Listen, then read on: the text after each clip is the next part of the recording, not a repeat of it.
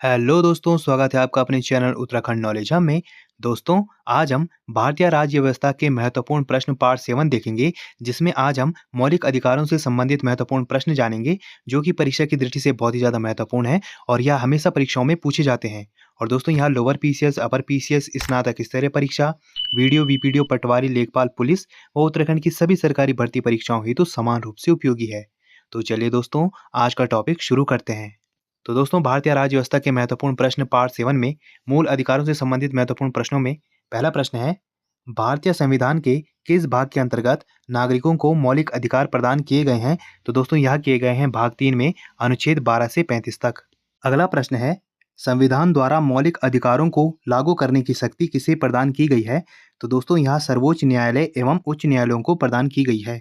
अगला प्रश्न है, संवैधानिक प्रावधानों को संसद तथा राज्य विधानमंडलों द्वारा बनाए गए नियमों कानूनों पर प्राथमिकता प्रदान करता है? तो दोस्तों, यह करता है भारतीय संविधान का अनुच्छेद 13। अगला प्रश्न है, भारतीय संविधान के अनुच्छेद 13 का मुख्य उद्देश्य किसके संदर्भ में संविधान की सर्वोच्चता सुनिश्चित करना है? तो दोस्तों, यह मौलिक अधिकारों के संदर्भ में संविधान की सर्वोच्चता सुनिश्चित करना है। अगला प्रश्न है, भारतीय संविधान में समानता के अधिकार का विस्तार किन अनुच्छेदों में है? तो दोस्तों, यह है अनुच्छेद 14 से 18 तक। अगला प्रश्न है, भारतीय संविधान का कौन सा अनुच्छेद विधि के समक्ष समता के अधिकार से संबंधित है? तो दोस्तों, वह है अनुच्छेद 14। अगला प्रश्न है, जन्म, लिंग, मूलवंश, जाति, धर्म आदि के आधार पर विभेद का प्रतिषेध एक मूल अधिकार है, जिसे समानता के अधिकार के अधीन वर्गीकृत किया गया है। तो दोस्तों, वह है अनुच्छेद 15।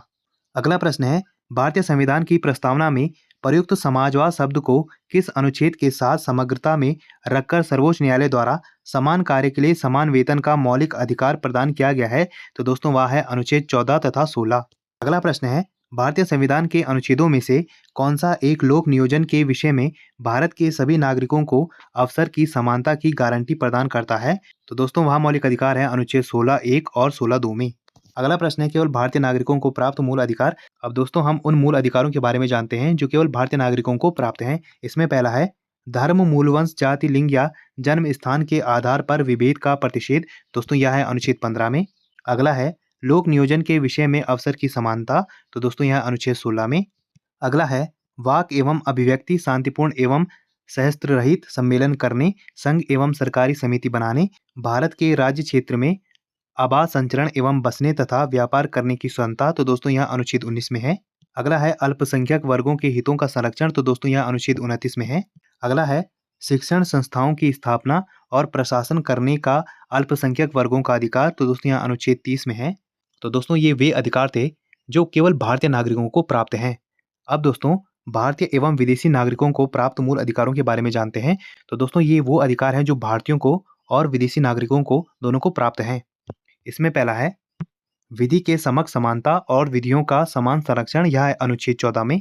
अगला है, अपराधों के लिए दो सिद्धि के संबंध में संरक्षण। यह है अनुच्छेद 20 में। अगला है, जीवन का अधिकार। यह है अनुच्छेद 21 में। अगला है, शिक्षा का अधिकार। यह है अनुच्छेद 21(a) में। अगला है, कुछ दशाओं में गिरफ्तारी एवं निरोध से संरक्षण। तो दोस्तों, यह है अनुच्छेद 22 में। अगला है, शोषण के विरुद्ध अधिकार। तो दोस्तों, यह है अनुच्छेद 23 और 24 में। अगला है, धर्म एवं संस्कृति की स्वतंत्रता का अधिकार। तो दोस्तों, यह है अनुच्छेद 25, 26, 27 और 28 में। अगला प्रश्न है दोस्तों, संविधान के किस अनुच्छेद के अंतर्गत अस्पृश्यता का उन्मूलन किया गया है? तो दोस्तों, यह किया गया है अनुच्छेद 17 के अंतर्गत। अगला प्रश्न है, संविधान में अस्पृश्यता परिभाषित नहीं है अस्पृश्यता निवारण अधिनियम 1955 के अंतर्गत। तो दोस्तों, इसके अंतर्गत अस्पृश्यता को बढ़ावा देना एक दंडनीय अपराध है। अगला प्रश्न है, अनुच्छेद 18 का संबंध किससे है? तो दोस्तों, यह है उपाधियों के अंत से। अगला प्रश्न है, भारतीय संविधान के किस अनुच्छेद में वाक एवं अभिव्यक्ति की स्वतंत्रता के मूल अधिकार का प्रावधान किया गया है? तो दोस्तों, यह किया गया है अनुच्छेद 19 में। अगला प्रश्न है, भारत के संविधान में प्रेस की स्वतंत्रता का प्रत्यक्ष प्रावधान नहीं है, परंतु यह स्वतंत्रता किस अनुच्छेद में अंतर्निहित है? तो दोस्तों, यह है अनुच्छेद 19(a) में। अगला है दोस्तों, भारतीय संविधान में आर्थिक समानता सम्मिलित नहीं है। दोस्तों, यह सम्मिलित नहीं है समानता के मौलिक अधिकार में। अगला प्रश्न है दोस्तों, अनुच्छेद 19 के अंतर्गत 6 स्वतंत्रताएं। तो दोस्तों, अब हम अनुच्छेद 19 के अंतर्गत जो 6 स्वतंत्रताएं हैं उनके बारे में जानेंगे। पहला है दोस्तों, वाक और अभिव्यक्ति की स्वतंत्रता। दोस्तों, यह अनुच्छेद 19(a) में है। अगला है दोस्तों, शांतिपूर्ण हथियार रहित सम्मेलन का अधिकार। यह अनुच्छेद 19(b) में है। अगला है दोस्तों, संगम या संघ या सहकारी समिति बनाने का अधिकार। दोस्तों, यह अनुच्छेद 19(c) में है। अगला है दोस्तों, भारत के राज्य क्षेत्र में आवास संचरण का अधिकार, यह अनुच्छेद 19 डी में है। अगला है दोस्तों, भारत के किसी भाग में निवास करने व बसने का अधिकार, दोस्तों यहाँ अनुच्छेद 19 ई में है। अगला है दोस्तों, कोई वृत्ति आजीविका व्यवसाय या व्यापार करने का अधिकार, दोस्तों यहाँ अनुच्छेद 19 जी में है। अगला प्रश्न है दोस्तों, भारतीय संविधान के किस अनुच्छेद के अंतर्गत यह प्रावधान किया गया है कि किसी अपराध के अभियुक्त को स्वयं अपने विरुद्ध गवाह बनने के लिए बाध्य नहीं किया जा सकता? तो दोस्तों यह है अनुच्छेद 20 सी में।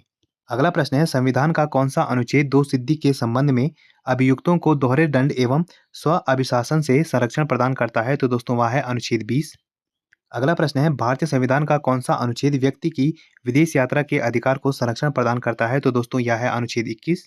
अगला प्रश्न है, मौलिक अधिकारों के अंतर्गत कौन सा अनुच्छेद बच्चों के शोषण के विरुद्ध प्रावधान से संबंधित है? तो दोस्तों यह है अनुच्छेद 24।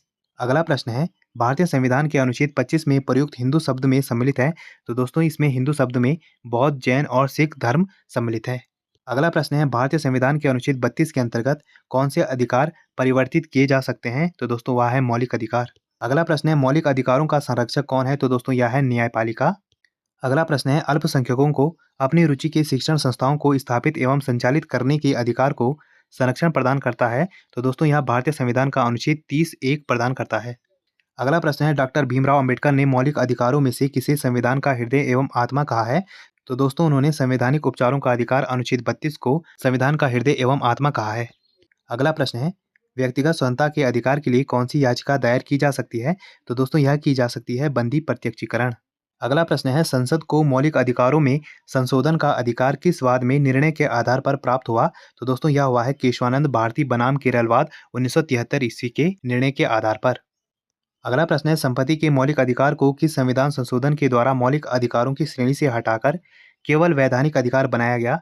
तो दोस्तों यह 44वें संविधान संशोधन 1978 के द्वारा वैधानिक अधिकार बनाया गया।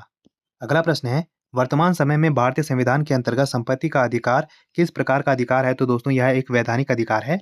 अगला प्रश्न है, सूचना का अधिकार एक विधिक अधिकार है जो प्रदान किया गया है? तो दोस्तों यहाँ सूचना का अधिकार अधिनियम 2005 के माध्यम से प्रदान किया गया है। अगला प्रश्न है, आर्थिक रूप से पिछड़े वर्ग को आरक्षण प्रदान करने के लिए संविधान में कौन से अनुच्छेद जोड़े गए हैं? तो दोस्तों संविधान में अनुच्छेद 15(6) तथा 16(6) जोड़े गए हैं। अगला प्रश्न है, 6 से 14 वर्ष आयु के बच्चों को प्रदत्त शिक्षा का अधिकार किस प्रकार का अधिकार है? तो दोस्तों यहाँ मूल अधिकार है। अगला प्रश्न है, भारतीय संविधान द्वारा प्रदत्त संवैधानिक उपचारों का अधिकार, तो दोस्तों यहाँ गैर नागरिकों को भी उपलब्ध है।